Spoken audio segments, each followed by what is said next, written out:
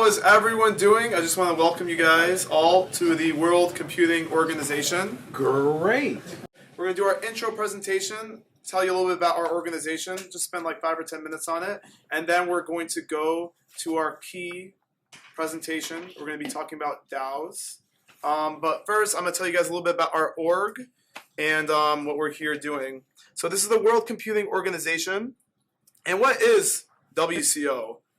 The core purpose of the World Computing Organization is to connect people who are passionate about technology all over the world. So whether you're in Detroit, you're in Chicago, you're in the US, you're in Canada, you're on the East, you're on the West, doesn't matter.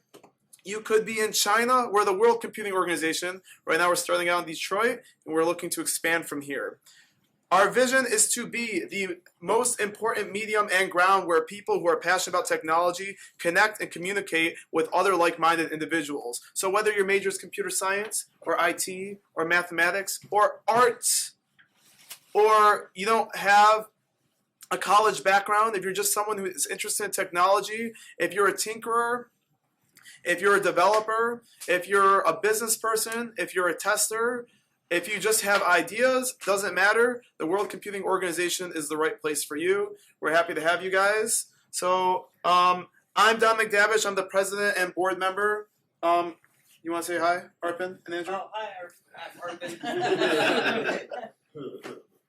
So Arpin's our VP, and then Andrew Lisa, I'm our treasurer and board member of the World Computing Organization. Cool. So it's great to meet you guys. We are a registered 501c3, so if you guys donate to our organization, does count as a tax deduction. And I want to say also welcome to our new volunteers. So if you guys are a volunteer here, please give your hand a raise. Cool. So yeah, everyone say hi to our new volunteers. Thank you. We have about 5 volunteers now, so we're really happy to have you guys joining. We're really excited for our new volunteers, and we see a great future with them and the organization. Why World Computing Organization? There's a large disconnect between the professional technology world and the market, where only World Computing Organization can meet those demands. So in a world where there are tech organizations meant to bring people over, really we see World Computing Organization as a way to create a medium for technology enthusiasts in a way that has not before been done. And then how do we do that? We do it through meetings like this. We have a sense of community. We have a network of teachers and mentors. We're a movement. We have our own social media application, which is a competitor to Facebook. It's a competitor to LinkedIn. And we have a network search, a way to befriend each other, forums. And we even have our own groups. There's our social media. Groups where? Right here. There's World Computing, worldcomputing.org. You can start your own group here, actually. So, for instance, we have a group called Big Data Dogs. That's for people who are special interest groups. Special interest groups, exactly. Yep. So, for instance, people are interested in big data. We have they call themselves the AI agency. This is for artificial intelligence. These are Python enthusiasts. They practice who can make the shortest one-liner in Python. World Blockchain Organization. Yeah, blockchain. Yeah, the World Blockchain Organization. Bioengineering cyborgs for those bioengineering folks who are in the audience. Wait, so this is World Blockchain? No, this is the World Computing Organization. Then these are special interest groups. It's like Facebook groups in a way. Yeah, kind of like Facebook groups. Yeah. That doesn't help. I never joined Facebook. Okay. Meetup. Yeah, it's like meetup groups. Okay. So we're a competitor to Meetup. It's like a forum. It's like a forum. Like an online forum. We also have a Discord server. Oh. Yep. Yeah, please join. Actually. Wait, slow down. Oh, I'm sorry. You guys join? Slow down. I got the link up right here. Link up right here. worldcomputing.org/Discord. We got all these channels.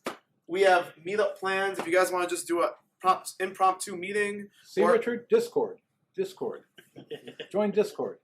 You already did join Discord. Yep. Join our Discord. We'd be very happy for you guys to join. Yeah, we have all these channels. So if you ever have like a technical question, or you want to have like an impromptu meetup, or if you're a teacher looking for a mentee or a mentee looking for a mentor, Discord's the spot. You guys can all connect. So wait, you guys slow down. Discord. So you guys are on Discord? Yeah. We are on Discord, yes. I'm here. Right. Yep, absolutely. Yep. Yeah, you could just worldcomputing.org/Discord. Arpin. Yes. Yep. Yeah, just accept the invite. Thank you. Christina. Yeah, I see you on here. Let's move on. Let's move on. All right, everyone got the link now? Okay, cool. All right. All right, cool. And then also, That's social media. we have social media too. We have a Instagram, we have LinkedIn, we have Facebook. So if you want to follow us on any of those apps, you can find it on these links that I'm providing over here and our website. So we actually grew a lot in followers since we last posted this. So yeah, so you guys can follow us on social media. If you guys want to follow your Instagrams. Also, we do accept donations. The donations are accepted and actually even encouraged. So we accept cash, card. If you want to donate a laptop or technology, older or new. And then we do accept crypto. So if you guys have Bitcoin, we will take your Bitcoin. If you have Ethereum, we will accept Ethereum. Actually, pretty much any crypto you have. Except Doge too. Yeah, we accept Doge, Litecoin, Dash, Monero if you want to be a little bit more private about it. Zcash too. Anything, we also accept old laptops, phones, smartwatches. We'll accept it, and we'll either use it for our own organizational purposes, or we can also work with other organizations to donate it, or kind of pass on the donation. You already registered 501c3, so you guys will get a receipt for your donations. Yep. And you guys can use that towards your taxes. Yeah, so tax season's coming up. If you guys want to donate some tech, like for instance, let's say you have $5,000 worth of electronics you want to donate, we'll give you a receipt that says, hey, you donate $5,000 worth of electronics, and you can use that. It'll be valid for your 2022 taxes that you filed in 2023. Yeah, so. Also, Amazon Smile. So if you guys use Amazon Smile, or if you guys ever use Amazon, most people do. By doing nothing extra, no cost to you, you can hook up our organization against your Amazon Smile. So that means when you buy something on Amazon, we get a little cut. Yeah, thank you. Also, feel free to join our Founders Club. Arvin, do we have the coins with us? Yeah. So, you want to grab it? I just want to make sure. So I have to grab sign-up sheet as well, so I'll just do both at once. All right, cool, thanks. Give me like. All right, what is the Founders Club? The Founders Club means that you get to be one of the founders too. So for instance, we have this sheet on our website with all these people. So actually it's getting kind of filled up, but there's only 100 spots. And then if you buy your way to get into the Founders Club, you actually get either a physical or a digital coin. So let me go talk about the coin. So we have two coins. We have a digital one and a physical one. Okay, the physical one Arpin's about to show you is actually a literal coin that you can put in your actual literal wallet. And then that's the physical token, which is $10 USD. The digital token, you guys have maybe heard of NFTs. Raise your hand if you ever heard of NFT. So you'll get, if you've never had one before, you'll get an NFT. It's like a digital token. And it costs 0.05 ETH. So, hey, by the way, if you only have ETH or you only have USD, we'll make it work. Just let us know if you guys want either one. So, yeah. Yeah, Andrew's our treasurer, so please ask him if you guys are looking to either make a donation, get on the Founders Club, get an NFT, or get a physical token. Some people like the physical token, some people like the digital token. So we have, by the way, the digital token is digitally scarce. Only 100 exists. There will never be more. It's secured cryptographically through the blockchain, so we actually cannot create more. And then same thing with the physical token. We only minted literally 100, so also very scarce. So one day, not financial advice, but who knows?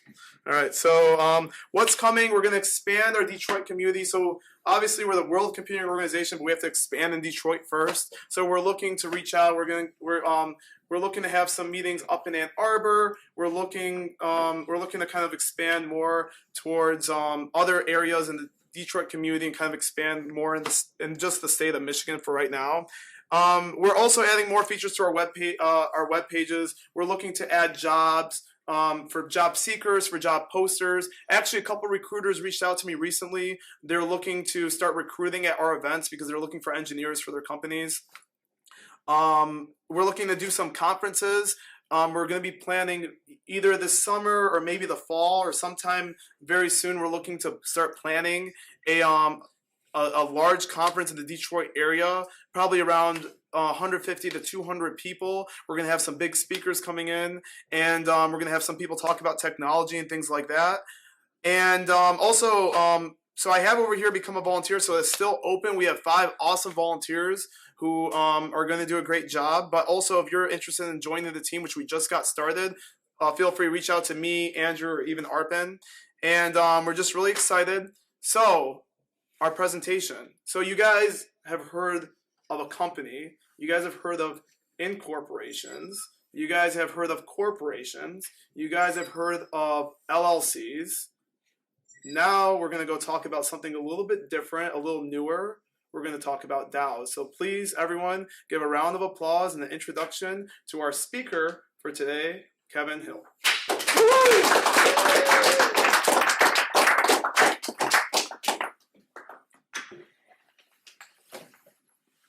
Somebody using my laptop or just? Just use this one, actually. Can you? Yeah, I can do that. Do you have anything specialized on? No. Okay. It's like it's matched up, so like unless you guys download it, it's fine. Cool.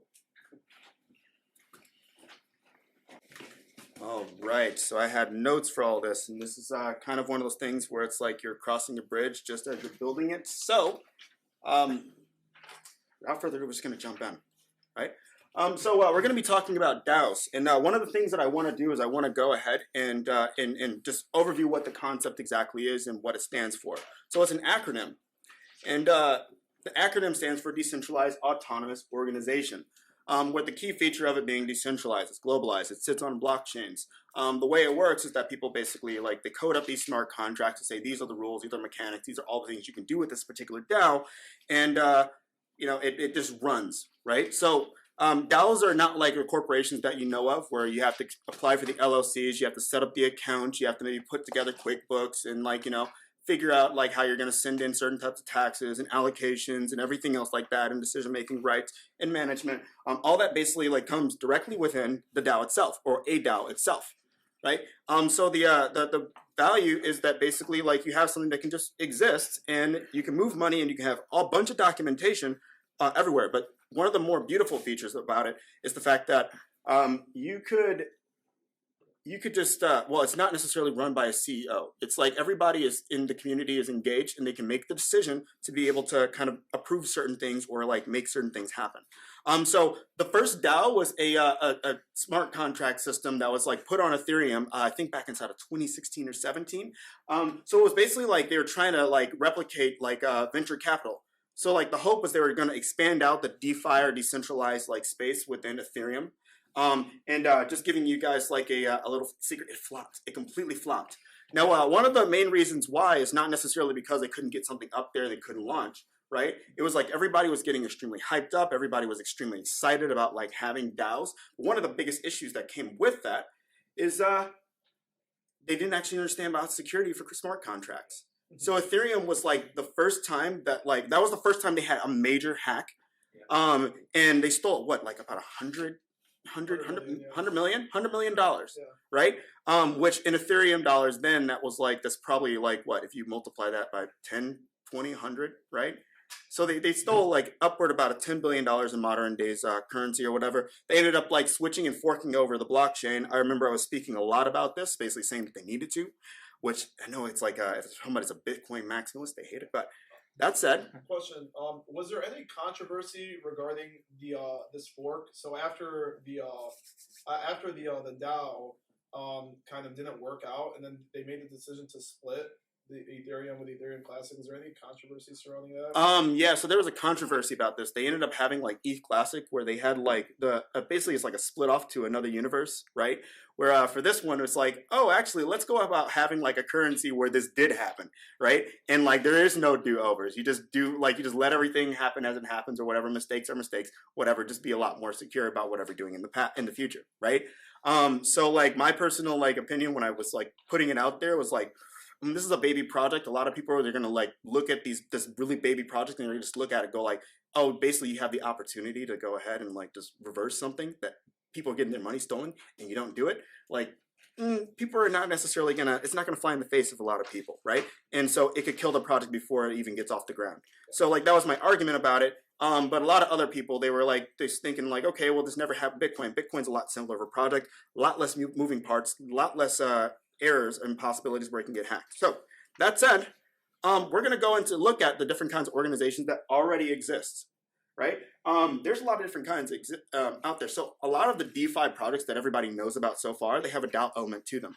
And that's just so like you can actually like allocate your funds, you can have a bunch of things, kind of like a lot of like proposals to enhance out these contracts or these systems, right? And then also to make sure that like if somebody inside the company or the organization were to defect, they couldn't do any harm, right? So one of the key features, I'm not gonna say features, one of the key attributes to it is that like some guy can't just go in and start embezzling a bunch of funds if you do it right and make everything completely go insane and blow up, right? The project basically still lives on. People can come and go. Everything works out just a little bit like a normal company does, but it's not necessarily driven at the helm, just like we have inside of modern day life. So that said, like some examples are like decentralized lending, like Aave. So Aave is basically like it has like a lending platform that exists inside of like DeFi. But there's some other examples are like Uniswap.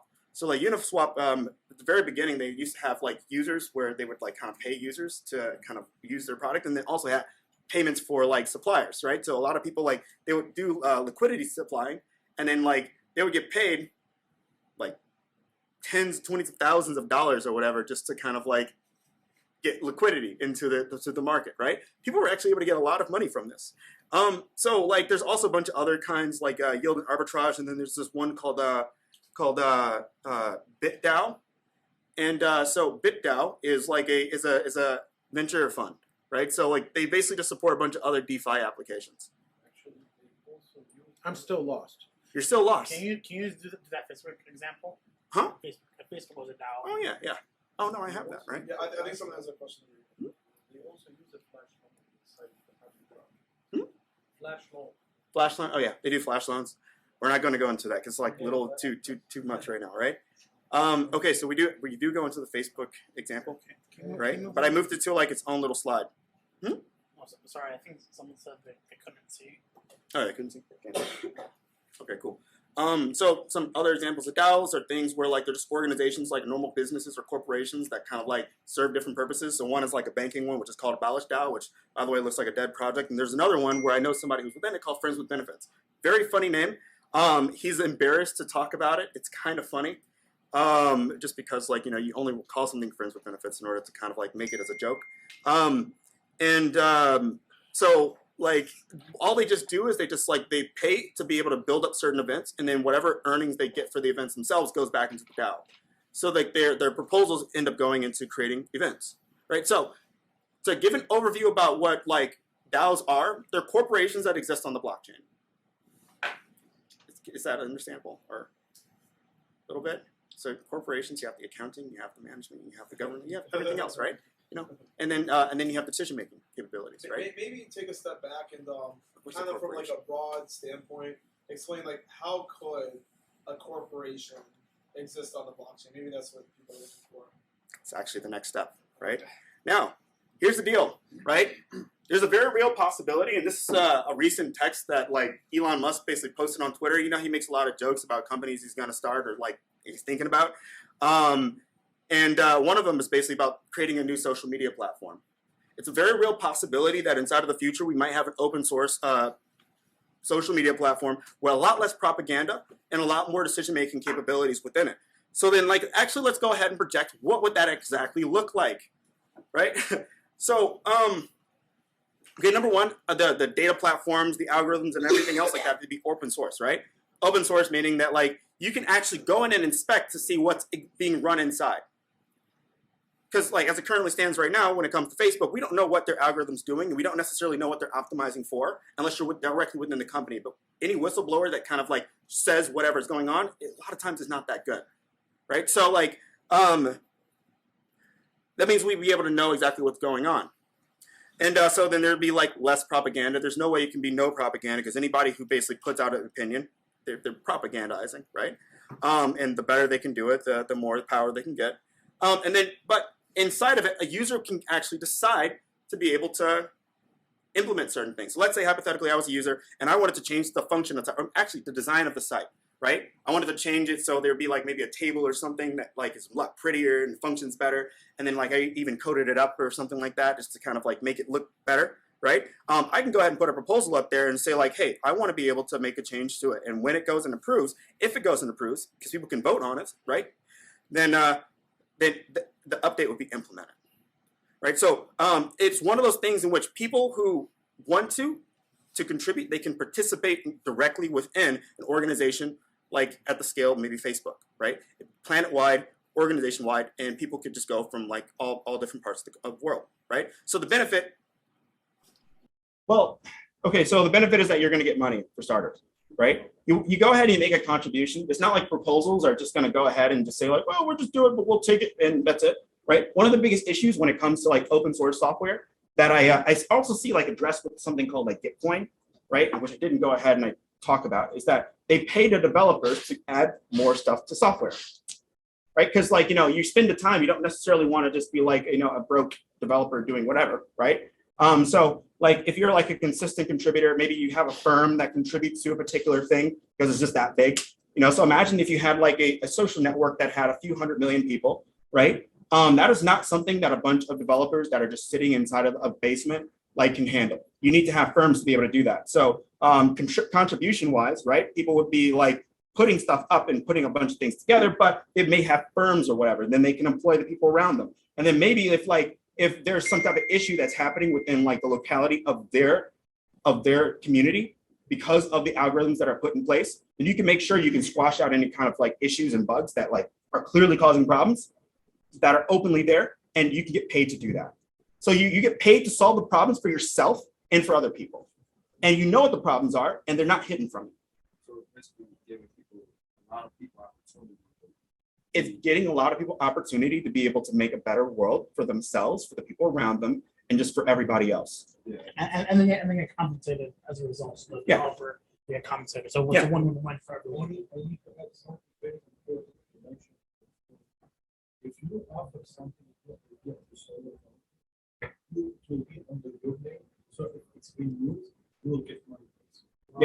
Yeah, you can even stake some stuff like that, right? It's actually like one of the use cases I imagine for like NFTs. You can almost have like an address space to basically say like these are the contributions that a person particularly used, right? And this like contribution, it won't be splittable. It won't be anything else like that. So it basically be like an NFT. So then like anytime a contribution could be used or like, you know, for anything, like one example could be like Facebook. Then I was saying to somebody else about simulation. That could be a possibility. You can get contributions. You can get money for that. So yeah, open source software is great it's also kind of dangerous when too. people volunteer or donate money.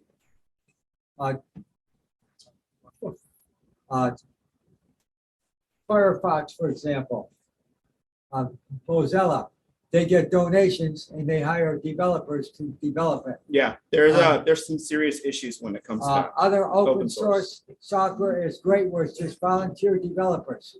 Once in a while, a open source piece of software like Audacity gets sold to a company. They keep it open source. They have to make money. So guess what? They harvest information and That's right. they even will give information to police agencies. Yeah.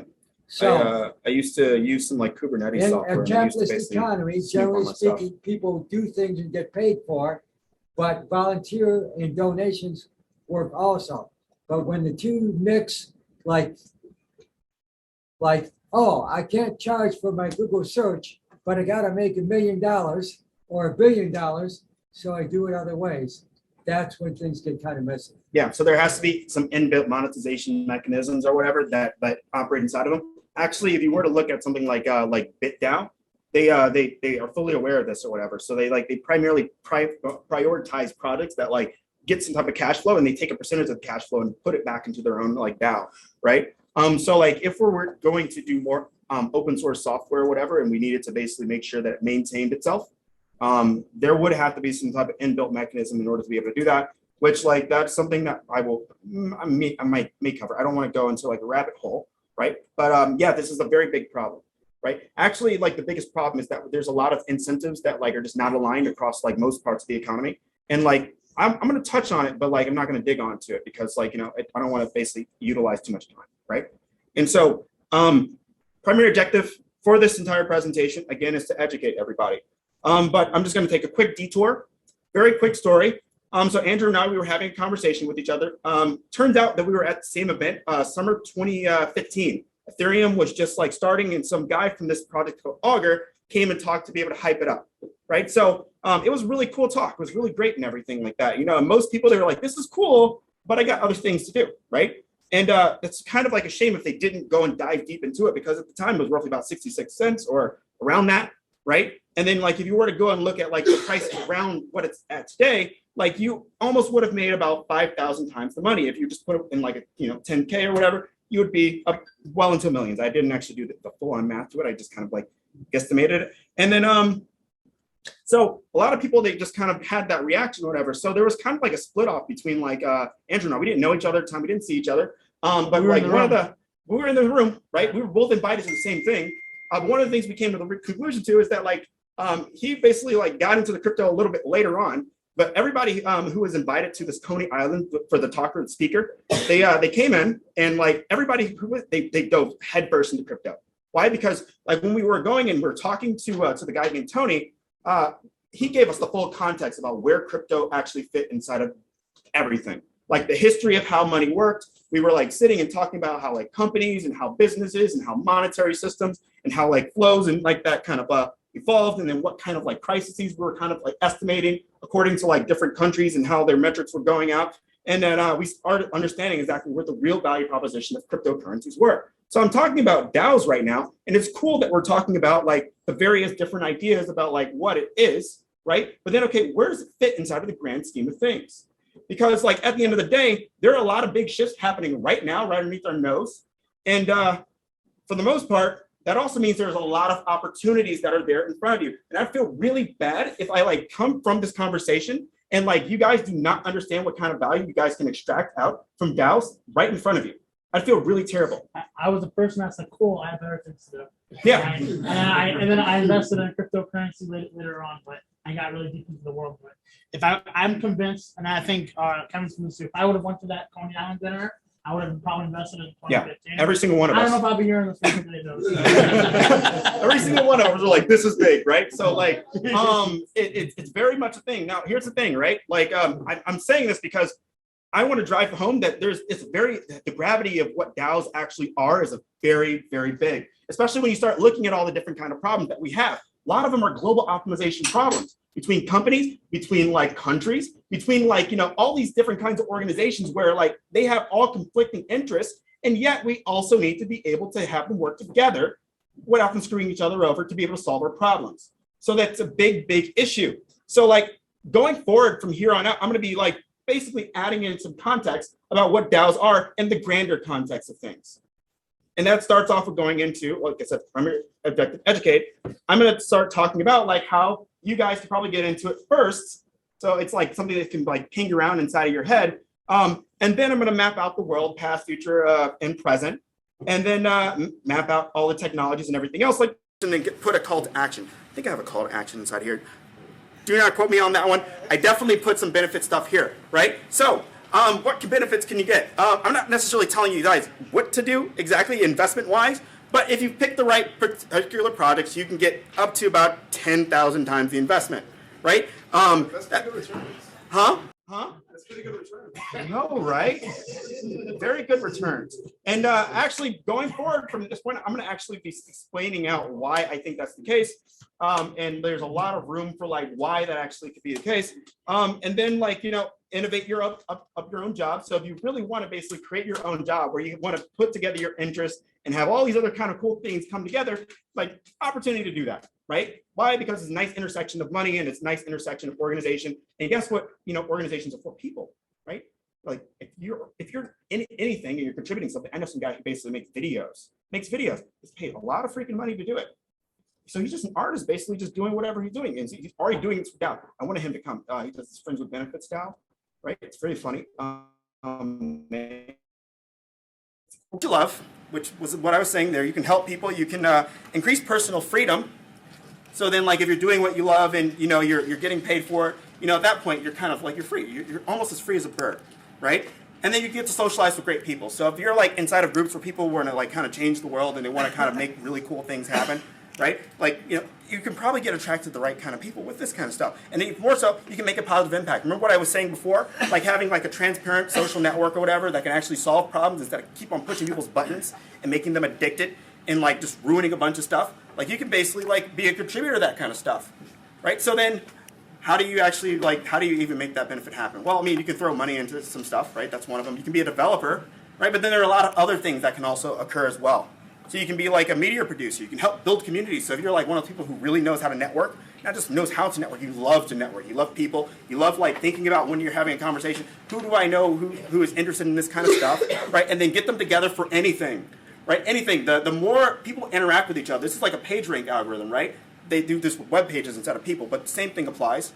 The more people interact with each other inside of like a bidirectional way, the higher the density, basically, the more powerful the community. So then like community builders, they're very important inside of various different spaces, right? And then so like then you're dealing with like also media and marketing. So you don't have to necessarily create crypto contracts or whatever. You can just report about it. You can hype things up. You can go ahead and like make sure that people are like investing in various different things. And not even telling them to invest, just letting them know, making sure people freaking know about things. Because a lot of times people will not invest in something because they don't know about it, right? It could be something that they're subconsciously looking for, but then like if they don't know about it and they're not told about it, then that's the thing. And you can throw events, right? So then if you throw events or whatever, you're basically doing that community building thing. You're having a higher density of things and whatnot. Okay, cool. So going for it, right? And here's my premise that I'm putting in. We're going to probably end up using DAOs to coordinate all of society. Now, the premise that I'm going to have is going to be basically like backed up with a bunch of statistics, but I want you to guys, I want to have a primer, right? So 2008, 2009 was a significant year. We're just coming off the 2007, 2008 mortgage crisis. Right, and so it was basically making a lot of people rethink things. So one of the biggest issues that we had, we didn't have the information what was going on inside of the banks, right? So it freaked out a lot of people. Actually, if you were to look at Satoshi Nakamoto's white paper, he basically said that. He pointed to this like, hey, this is an issue. And this is why the financial problems popped up in the first place. But then like a lot of other people, they were trying to solve it in their own ways too. People were trying to do like big data and trying to figure out when market crashes were going to happen. So like as a result, a bunch of different technologies kind of came through with this. And like, yes, we can basically make the argument that like they were kind of on the verge of popping off before, right? But I'm going to go ahead and say it like it removed a lot of the old companies, and it also like made it so people were now looking out for this stuff because they were like, well, we ran into this issue, we don't want to run into this issue again. Right? So then what did they do? They started investing in a lot of the stuff, sharing more information with each other, right? And then also like, digital services, they were already a thing, right? But then also big data, so we can pop and watch for a bunch of stuff. And then, of course, Bitcoin, which is, I'm going to say that's the bigger innovation around this time period. They're all big to an extent. One of the things that like particularly got to me the most, my images are not loading, I don't know. If my images don't load inside of like 5 seconds, I got a time deadline or whatever. So I was going to say that the movie Avatar with a bunch of those big blue people. So What's halfway? yeah, it's halfway. It's not going to load. Whatever. And this one's This one loads. This is freaking weird. Okay. Live presentation. Right. Love it, right? So like, long story short, they had a planet that was basically like on the moon itself, and it was alive. It allowed like all the species to interconnect with each other, and it kept everything in equilibrium. When humans came in to extract resources and basically destroy the planet itself, the planet organized all the species in the group, right, in order to be able to deal with a threat.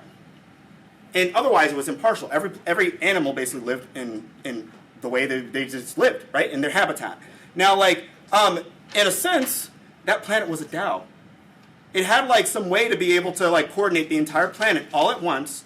And then it was impartial, and then it was almost like an organization, right? It like, and the only way you can even make something like that even possible is you have a lot of competing interests or whatever. That's about incentives, right? Which you need to balance everything out to zero, but that's a different thing, right? But it basically was a DAO, and if you reframe things in a particular way, but it was an organic one. It had some type of biological mechanisms behind it in order for it to actually process information, which is like kind of good because we know that life is very, very, very complex, and it also has very large learning capabilities, right? So completely different, yet possible and even likely. And I actually am going to make the argument that it's governance of the future. Now, I'm going to go ahead and explain why now. right? We get to see a bunch of the news that's kind of going on right now, and like I'm gonna say it's a breakdown between like corporate and government like governance. Governance being the word, but then like there's also like governance can be corporations, can also be like governments, right? So like for instance, when Russia attacked Ukraine or whatever, Ukraine was a huge like producer of neon that ended up like neon is necessary in order to be able to produce silicon, and then like we have all these other issues with silicon that spiked the price of chips or whatever. I've heard of some companies that are already getting $500 a chip where it used to be like 30 or 40, right? Which like go ahead and like start putting that onto your clients or whatever. You have to start raising that up all the way across the board, right? And then we have our supply chain issues, and we had our response when it came to COVID. There was a lot of things that were happening one-on-one, and if we start looking at the SWIFT thing, I don't think we're going to go away from that unscathed, right? Why? Because there's a lot of debt payments that are happening that need to happen on a regular basis. Anything gets missed, you're done, right? And especially if you have like a fragile book somewhere, right? It can produce some issues. Now, like I'm not going to say that we're over with all this stuff yet. Actually, I think it's just beginning or whatever, right? But if we were to look at the macro trends between 2007 and 2008, the mortgage crisis almost partially discredited the financial world. Not necessarily destroyed it, right? Because people are still making bank, you know? They go on Wall Street, they're doing whatever. Everything's great with them, this whatever, but it also it planted the seed for basically creating Bitcoin. And then it created DeFi, ETH, and all that kind of stuff, right? So like it planted the seed. And so I'm willing to bet probably 2025, but like 2023 because I just want everything to be quick and over, right? We're almost going through like a governance crisis, and that's both on the government side and also on the corporate side. What we've been seeing with like the Swift stuff, that's kind of like a governance thing, just because a lot of customers are complaining about how things go, right? So I'm almost going to go ahead and say that like it's not even necessarily just governments themselves, but my thing is that they're going to likely mishandle a lot of things that need to be optimized between a lot of different things. And we're going to probably hit some point where we're just going to go like, okay, well, we should start looking for some new solutions, right? And so like what solutions will that actually be? I don't know, but I'm just going to say it's a super DAO, right? A super DAO basically meaning it'd be a DAO that basically like is like a DAO of DAOs, right? DAO of DAOs that has mechanics behind it that we just wouldn't necessarily fully know about, but we can always imagine, right? And so as people basically keep on running into issues, the demand's going to go up, right? And what do we know about supply and demand? It's like the very basic law inside of like microeconomics or whatever, right? Number one, if demand's not met, price goes up, right? So like basically, you know for a fact that like there's always potential, right? I always see it as almost like potential difference more so than anything else. I have Like a question. So for this super DAO, is this a novel idea of yours, or is this a yes. DAO that Well, it's an idea of mine, but I also would almost like be apt to say that like the super DAO idea is something that is going to emerge regardless of me, right? So like, okay, if we were to go and we're going to go into some like small little bit. If we were to look at something like general relativity or whatever, right? Of course, we'll just say attribute it to Einstein. But if we actually were to look at like the kind of things that were happening like as Einstein was coming up, right? He was, of course, the most persistent, and he was everything else like that, and also found a lot of the grounding work that kind of helped get him to that. The discovery would have happened regardless of the existence of Yeah, it would have happened regardless of the existence of it. My thing is, like, might as well do it yourself, because you don't know necessarily how everybody else is going to do something, right? Okay. So that's the thing. So is it my idea? Yes, I have some idea about it. Don't have all the little pieces to it, and I am going to talk about it.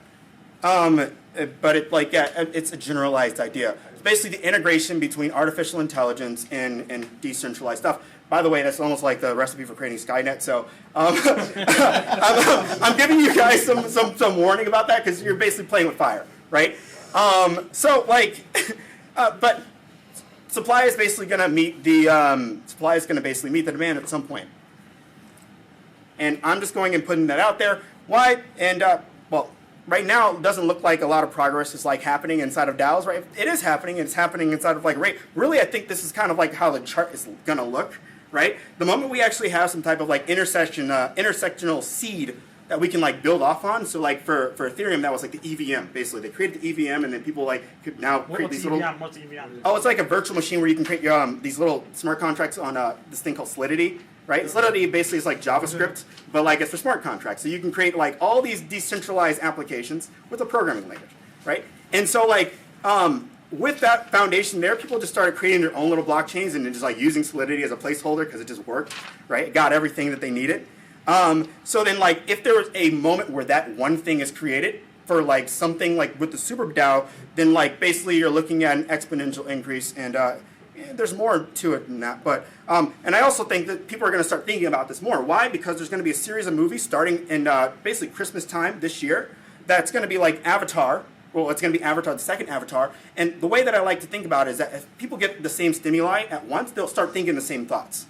Right? So, like, you know, if you start showing people the same exact news across the entire board, people will start having various different kinds of thoughts or whatever. So, here's an idea. And this is a very, very interesting idea that I just want to run with you guys. What if when people start seeing this stuff, they all start having the same thoughts, and then the thing that they see starts emerging in real life? Actually, I'm going to go ahead and say that happens very often. You know, if you were to look at like Star Trek, how they basically like envisioned the iPhone, and the iPhone became a thing eventually at some point once the technology was able to catch up. You know, it happens. It happens very often, and I'm going to say it's kind of hard to refute. But creatives kind of like, they push it in first because they go like, what if the limits weren't there? And this is what it would look like, right? Okay, so in order to be able to solve a lot of the modern problems that we're facing now and then also facing into the future, we almost need to expand the scope. We need to expand the scope of what we know and think about beyond crypto itself. Now, like I said, reminding you guys, primary objective is to educate. And wait, what's this one? It's like empty. Okay, there we go. So like, I just went ahead and I just basically like told you guys about like the demand and why I think it's going to be such a big market and everything else like that. People are going to be looking for pretty much new solutions as there's going to be issues that are going to be popping up. This is almost like a guarantee, right? How are they going to do that? Don't know. And what are they going to stumble upon? Also don't know, right? But you can infer. So like what I'm going to do is I'm going to go and like start throwing in a bunch of bits of information, and then I'm going to connect all the pieces to it and then like provide a frame. Actually, I'm going to start with the frame first. So the frame is like a project that I basically have been trying to work on. I'm a data engineer by practice, so I've been working more on the data side than on the decentralized side, but we're going to be heading more towards the decentralized side soon. Black? No, it's not black. It's just the idea that I call it synchronicity. And synchronicity is supposed to be like this combination between two different pieces to it, like the AI part, where you're trying to define objectives for like, hey, what kind of production, what kind of like output am I having in my factory, and then also you're trying to figure out how am I going to monetize this? Where's the stuff going to go, right? Where's it going to go to increase yield inside of this other process far down the line, right? Now here's the deal, right? Capitalism works, and like this sounds a lot like communism. Communism does not fully freaking work. You almost need to have like a small intervention for a system. I'm not going to go fully into it right now. What I'm going to do is I'm going to go and start talking about exactly the little pieces to it, highlighting one piece, the suboptimality that we have across like a lot of things, and also thinking about the existential threats that we have across the entire board, right? Why? Because existential threats, the one that runs through a lot of people's mind, I'm not trying to get you guys into a very depressed state, I'm just going ahead and telling you that right now. Because, you know, face reality, deal with it, and then, you know, laugh about it, right? Okay, so we have like a lot of existential threats across the entire board, across different countries or whatever. We have like the climate crisis, in which like we're not getting anywhere close to this shit right now. Excuse my language. Close to this right now. And then we also have the threat of artificial general intelligence. If there gets to that point, we couldn't stop it anyway, right? And then we have like also the threat of mass poverty, and we have the threat of like and you know haves, have-nots, and the societal class. Okay. Huh? You want to stay on the slide for 1 second? Okay, cool. Yeah, well, of course. Yeah, I mean, it's like, it's a threat. It's a threat. It is a threat. Is there where's the virus or like I mean, yeah, I mean, that's also there too. I mean, chemical? we can put like, especially now, because like, Asteroids? huh? Asteroids? Well, asteroids, like, good luck stop. Well, you can stop them. Yeah, you can stop. Really big ones, really hard to stop, right? Like, you know that movie Don't Look Up? That was a really funny movie. I love that movie, right? It was a great movie. Don't Look Up. So like basically like they were just showing how like stupid we are if we have like such big threats like that, right? We can just mine asteroids. Long story short, The gold on asteroids. our messianic like figures that we have today would probably like goof Let me it. ask you something, Kevin. So everyone knows the movie Contagion happened before, you know, COVID-19. Then all of a sudden we have COVID-19. Now the new film is Don't Look Up. So what's gonna happen next? I don't know. Maybe it'd be like a comedic version of the Terminator or something like that. And like, you know, that could be like a possibility. I couldn't tell you exactly because I don't know. I am looking forward to those, you know, some of those though. Like, I don't know. I like looking at like doomsdays going completely horribly wrong because people's being stupid, right? Like, and like, I'm not necessarily saying that I enjoy people being stupid. I'm just saying like, hey man, we do this, right? I'm looking forward to Black Adam. Black Adam? Oh yeah, that one's good. I love superhero movies too, right? That's what the thing. Okay, so like we have like kind of two options right now, right? We have like the option of like having like great individual freedoms, a well-lived planet, right? So like the planet's not completely falling apart and like we're all dying and because the planet's falling apart and we weren't able to get to Mars yet because it takes forever to get to Mars. And then like, you know, everything is like we're drinking acid all the time. Like, you know, so, and then universal prosperity, we have like the ability to have a hope where we have the ability to live on and have a great life going forward, right? That's the good option. The bad option is the opposite. And so like, I would almost choose the good option, right? And I hope that like all you guys too, unless, you know, you're maybe like one of the people that would commit horrible crimes against people. I will not go into what kinds. I mean, there's some people who have that mind, right? You know, so can't do much about it. You know, they'll just have it. They'll change at some point, man. So I want to get to the positive outcome. How do you do that? First, you have to identify the exact problem, right? And so I actually talked about like how it will work on you. Okay, so the synchronicity idea, I'm just going to go ahead and give like a high-level overview. And like basically it's not just this, but it's like more. Okay, so there's this really cool project right now that I'm going to just go ahead and hype up, right? Hey, cool, it's something called something like ClimateDAO, right? So like you basically like have a currency that's backed by a bunch of like digital carbon assets, almost like it's a Federal Reserve, but for carbon assets, right? So then like now you have like a monetary currency that like now has like digital assets that like are backed by like carbon, right? Carbon drawdown, right? But if we were to go ahead and like, and this is a very simple solution or whatever, right? It's minimal and it works. You can iterate on it. But wait, there's more. There's a lot more to it, right? So I have right here a bunch of charts that basically talks about the overall productivity yield that we've had with the introduction of technology over the last like 100 years. I'm going to give you like a very broad idea. Technology hasn't done jack, but like it's been ruining our productivity across the entire board, across the West at the very least. I mean, I haven't really looked at the stats from like what's happening in the East, but like I wanted to go ahead and paint the picture. We would think that this little piece right here, where like technology is basically improving our productivity, would keep going up, right? And yet we've had a steady decline. And then so like the big question is why? Why have we been having a steady decline in productivity even though technology is everywhere? It's amazing. It's all these other things or whatever, right? Well, it's low. So there's an issue there, right? And then we were to go and look at a bunch of all the depressing statistics. By the way, this is a good statistic. I gotta like show what's the opposite, right? Because otherwise, like, I mean, I'm just ignoring the reality, right?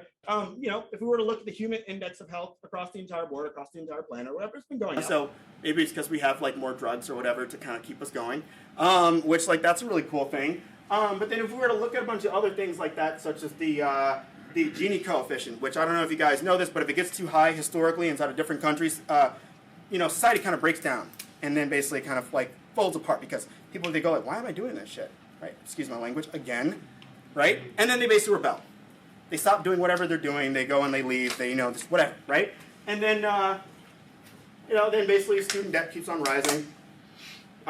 Basically, we're going to have a population implosion. And just putting this out there, fertility rates are going down. The moment they go below 2.1, which is like pretty much bound to happen, I think it's going to happen at a faster rate. Within probably like the next 20 or so years, worldwide, countrywide or whatever, we're already there. So we're not going to be able to replace our population unless we like let in immigrants or whatever, which, you know, it's okay. We have like, you know, fluctuations.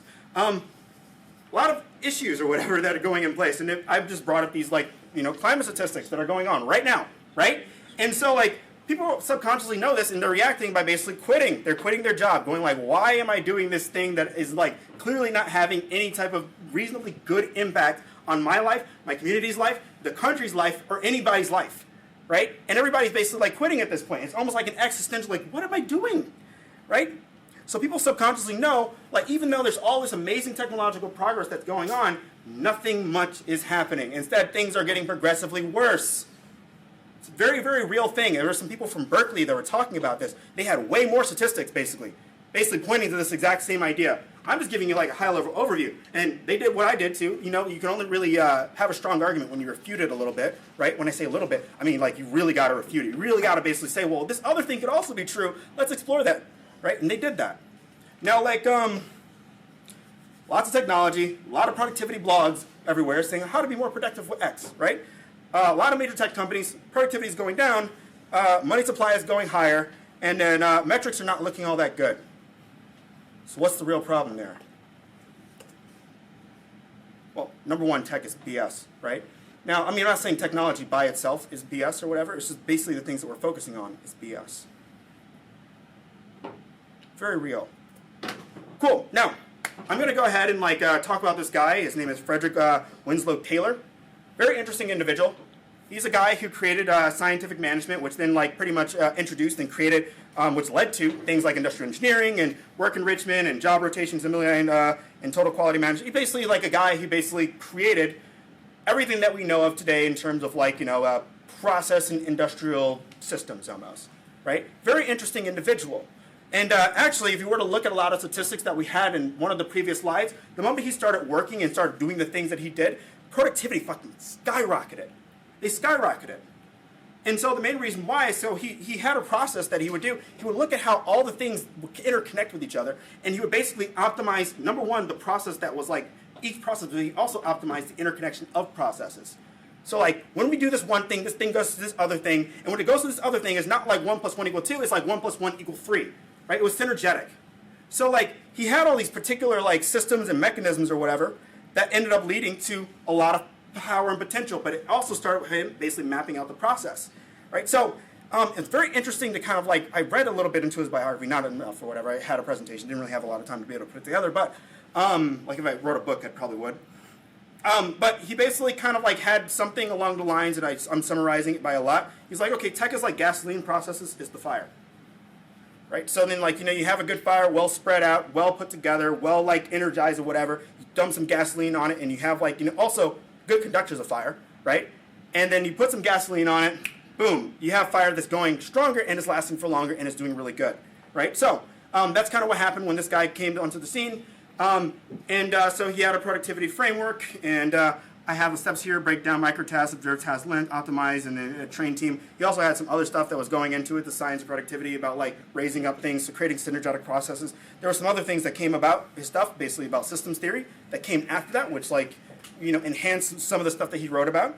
And so we need to deal and improve we need to improve human life, just in general, across the board.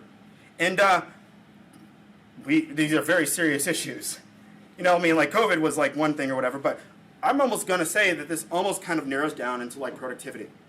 And we need to be able to meet societal goals. So we have an alignment problem, and we have a process problem. We're not really managing how these things interact between different countries, different organizations, different everything else like that.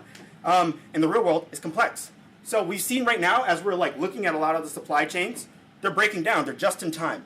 Right? So just-in-time analysis means that I'm going ahead and I'm asking for something just as I'm getting some demand, some higher demand. But guess what's actually happening? It's now creating something called a bullwhip effect. Now, I don't know if you guys have ever done one of those supply chain schools or anything like that, right? The way it works is that maybe there's an enhance of beer sales because there's a holiday or something like that, right? Maybe there's an enhancement of beer sales or some sales like that locally, right, at your local department store and or local liquor store, right?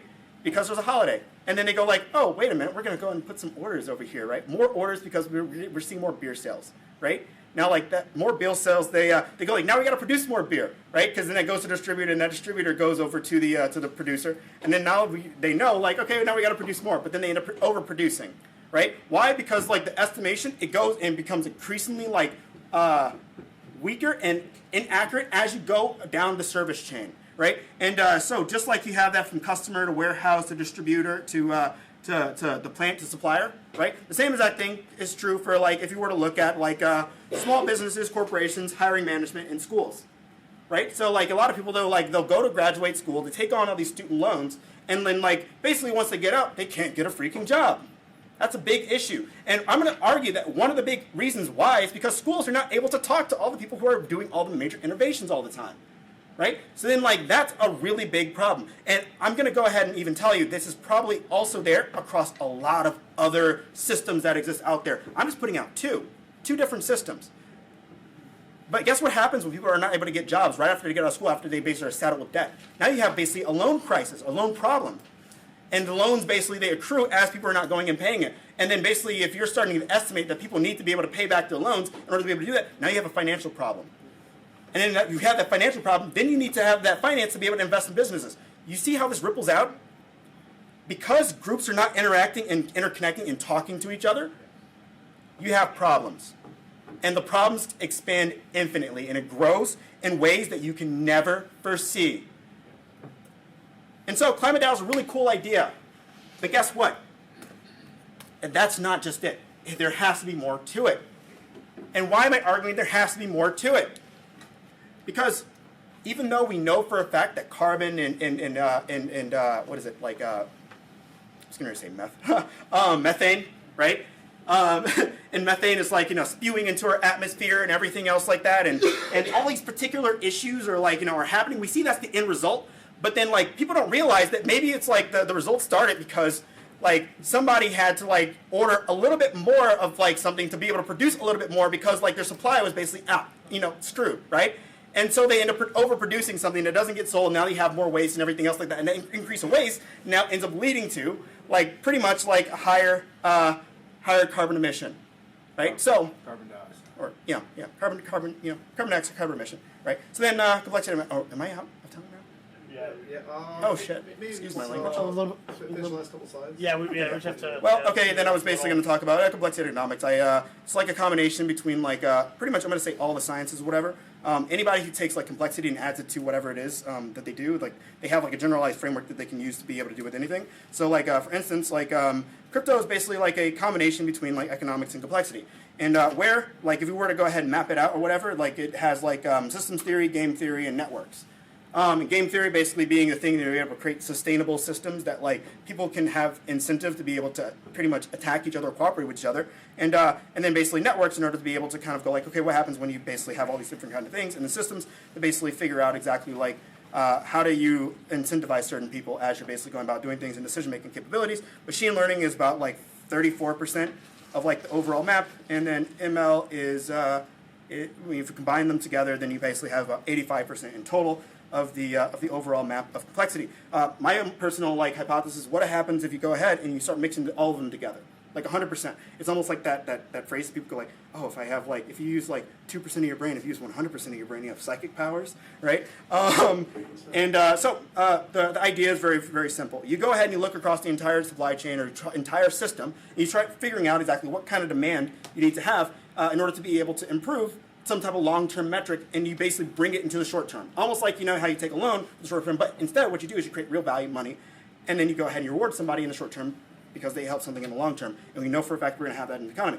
At that point you have to buffer everything, in which case I was basically talking about some example of that. I'm not going to go into that example because basically that's a very, very, very basic premise. And then so the slides are just organized. There, you can tell I basically had it towards the end. You can use basically something called process mining in order to start understanding how various different systems operate via graph theoretical terms. And the best part about it is that they're concurrent, basically, and this is a very technical term to say you can run different parts of the system at the exact same time, much like you can have like, I don't know, if like you have two people racing and basically like they're both running at the same time. Okay, cool. And that's bit down. Huh? BitDAO? Oh, yeah, let's talk about this real quick. Okay, BitDAO. Okay, interesting thing. BitDAO, they're like a venture capital, like a DAO. Like, so how you have venture capital firms. Okay, well, this one's a DAO that basically does venture capital, and what they do is support like decentralized communities, right? So anything that basically like can, number one, produce cash flow, or like maybe support and expand down the capabilities of other communities, they just go ahead and they throw money into it, and then like they'll take some part of the cash flow, put it back into the DAO itself, and then like kind of make that actually operate. And then arbitrary guideline basically was like saying like these are things that I want to do. Actually, I'm in the process of doing. And this is actually what I would implore every single person here to do: support WCO if you can. Right? Why? Like I said, higher density of community basically leads to some stronger possibilities that actually happen. Right? Page rank community thing. One of the objectives that I have with a friend of mine, and the friend of mine, he's a part of a lot of big projects. Basically, create a BitDAO like a DAO. And then be able to start supporting some type of things. There's legality things to it, so like they're not going to say get around it, but like things whatever. And then some more connect groups, eventually create more DAOs.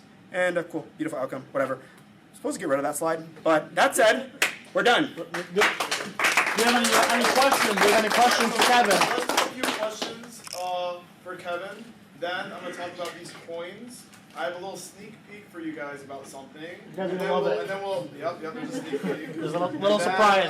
And then we'll do like, we have the room till 9 o'clock, but we can do like 30 minutes to an hour of networking. you shouldn't leave this room until you've shaken hands with every person in this room. So let's start with any questions we have for Kevin. Who determines as DAOs gain popularity, who determines the social outcomes and, as Dr.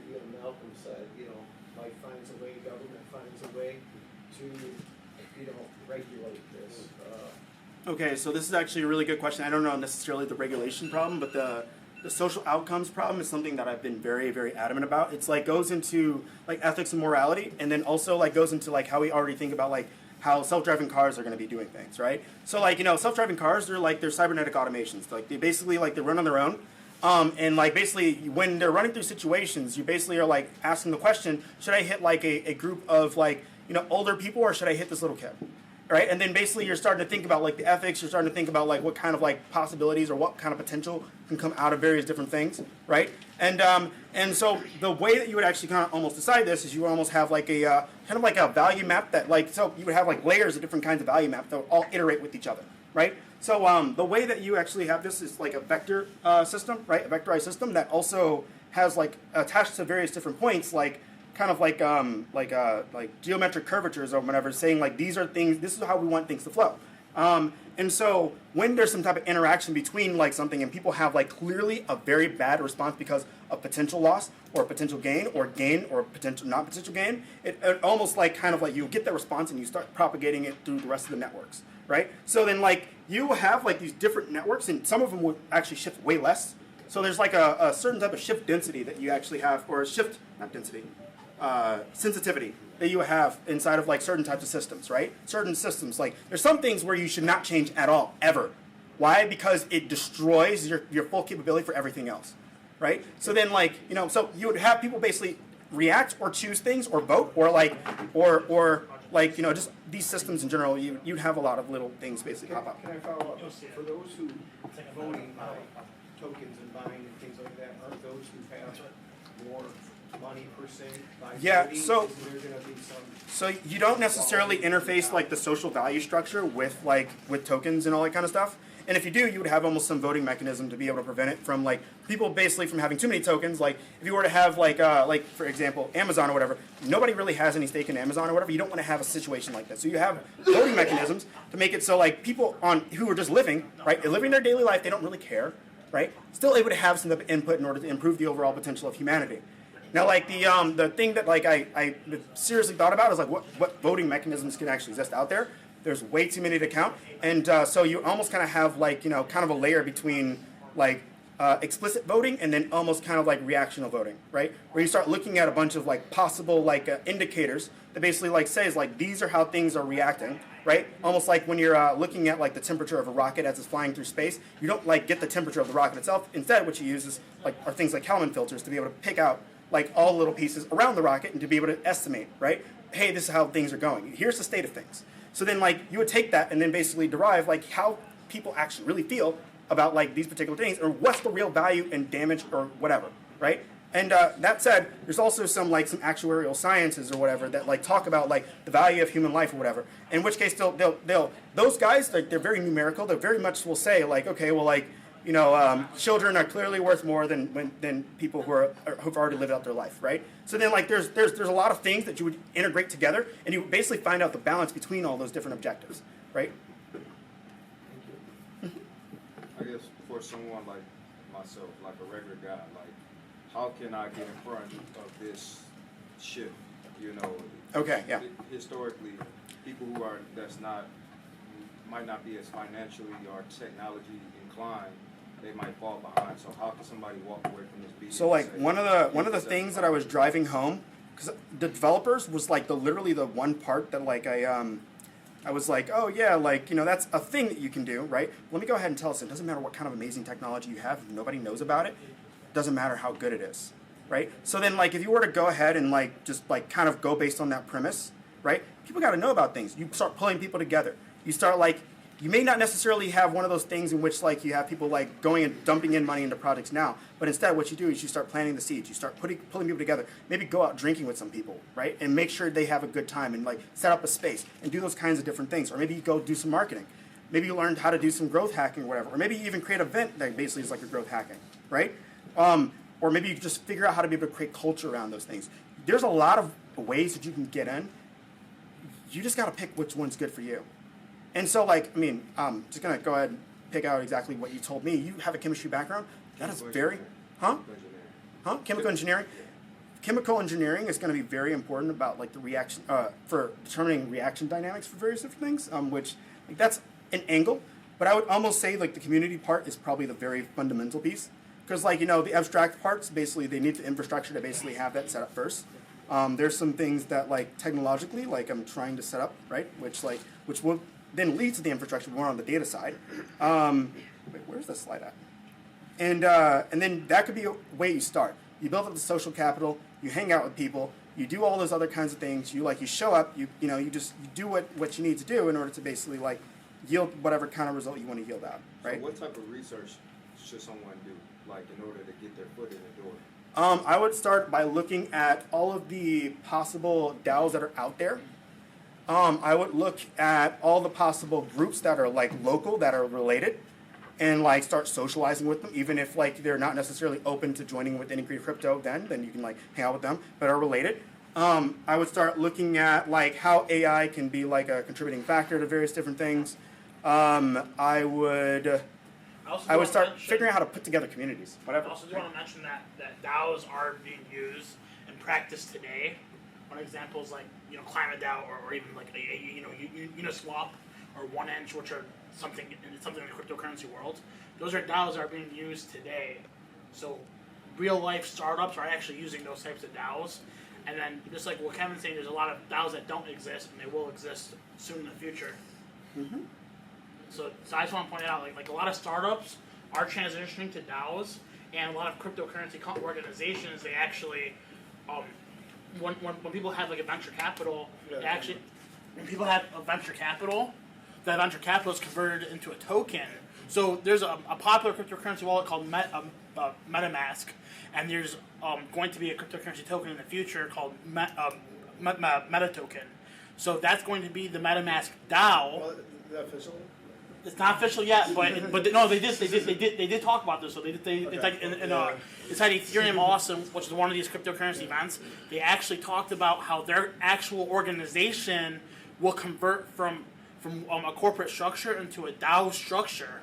And when that converts into a DAO structure, it's going to be one of the largest companies in the world, because they make about like $1 billion revenue a month, I think. It's going to be one of the biggest companies to convert from a corporate structure into a DAO structure. And this is going to be a real life example. So right now it's going to be tech companies, but in the future it's going to be other organizations too. We just have to find a way to bridge those. I need to add something. Yes, go ahead. Now you can take, for example, university.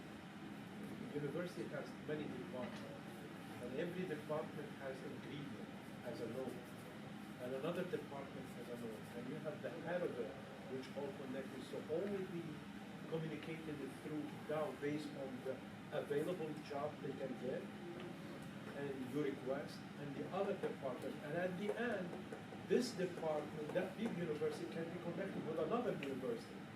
You know what I mean? Yes. And they all will be connected. The government will give you a loan. The loan will be as a crypto. The crypto will be dumped inside the network. So all will be travel all together. You got my point? Yeah, absolutely. And by the way, everyone, this is Dr. Vadi. He's teaching the blockchain class at Lawrence Tech. So, Kevin, do you have any concluding thoughts you want to give everyone about DAO, the new corporate structure?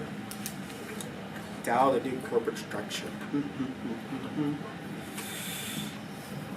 Gosh, I don't know. I don't have any takeaways. We're gonna put, like, a sheet up here. Everybody, put your email if you guys haven't, right? And just, like, interact with us more. Because, like, one of the things that I'm very adamant with, like, working with somebody else with is, like, figuring out how the heck we can create a DAO so we can actually support community projects, community things. Awesome. And by the way, guys, if you do have any other questions for Kevin or any of us, please just see him after. And I want to say thank you. Thank you, Kevin.